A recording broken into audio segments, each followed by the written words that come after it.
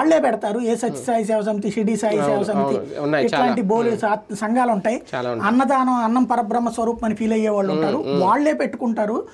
లేదా ఆ ఏరియాలో ఉన్నటువంటి ఎమ్మెల్యేకి ఎవరికన్నా చెప్పి పొద్దునపూట పుట్టినరోజు, సజ్జానం పూట ఏదైతే అట్లాంటిది ఒక సిస్టమ్ తయారు చేయండి. లేదా ఏ జాయింట్ కలెక్టర్ కు అప్పచెప్పి ఆ పని చేయండి. ఎప్పుడైతే ఓ పూట దొరకదు అనుకున్నప్పుడు ప్రభుత్వం తరపున ఇచ్చేటట్టు ఏదైనా ఫండింగ్ పెట్టండి, అది బాగుంటుంది అన్నటువంటిది నేను సొంతగా నేనే వీడియో చేశాను. మనం డిబేట్ లో కూడా నేను చెప్పాను, తీసేయడం కరెక్ట్ కాదు, నోటి దగ్గర ముద్ద ఎప్పుడు లాక్కూడదు, అసలు లేకపోతే వేరు, కానీ అది తీసేయడం కరెక్ట్ కాదు. గుళ్ళల్లో అన్నదానం తీసేసిన, ఇది తీసేసిన ప్రజల్లో, ఎందుకంటే దాని మీద ఒక ఆశ ఉంటది.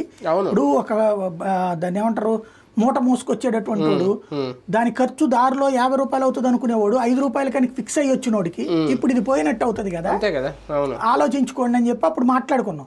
చంద్రబాబు గారు ఇప్పుడు అదే చేస్తుంది, ప్రభుత్వం మీద భారం పడకుండా అది మాక్సిమం ఇప్పుడు కూడా భారం వస్తుంది. డబ్బులు ఒక పూట ఎవడో ఇవ్వకపోతే ఆగుతుంది. ఇప్పుడు ఆయన చెప్పిన దాని ప్రకారం ఒక రోజుకి ₹1,00,00,000 రాష్ట్రం మొత్తం అయ్యేది.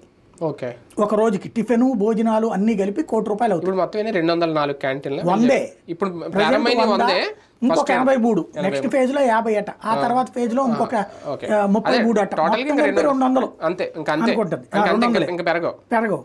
వీటికి సంబంధించి ₹1,00,00,000 అంటే ఎవరన్నా ఒక్కళ్ళే ₹1,00,00,000 విరాళం ఇచ్చే వాళ్ళు అయితే వాళ్ళ పేరు డిస్ప్లే చేస్తారట. మేబీ ఇప్పుడు ఒక మంచి పని చేయొచ్చు. ఇప్పుడు ఇదేమంటున్నారు, ఇలా విరాళాలు